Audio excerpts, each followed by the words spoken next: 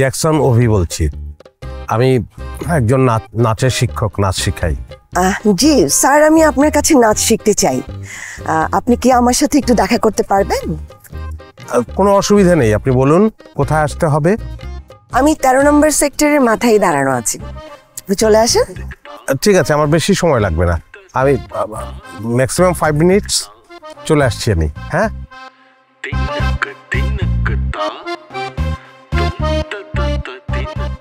আস্তে চালাচ্ছ কেন? আপনি জোরে চালাও তো, আমার তো ছুটে যাবে। ভাই কি ছুটে যাবে? আমার এমনিতে ব্রেকের সমস্যা আছে, বেশি জোরে চালাইলে আমার ব্রেক ছুটে যাবে। তোমারটা ছোটে ছুটুক, আমারটা ছুটলে তো হবে না, বুঝতে পারছো না? যাও। আপনার আবার কি ছুটে যাবে? সেটা জানা তোমার কোনো দরকার আছে? তুমি যাও।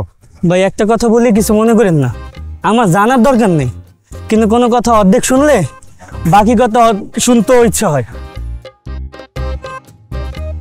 আচ্ছা ঠিক আছে, তোমাকে শুনতে হবে না, তুমি গিয়ে দেখবে। হ্যাঁ, একটা মেয়ে আমার জন্য অপেক্ষা করছে, যাও তো। ঠিক আছে ভাই।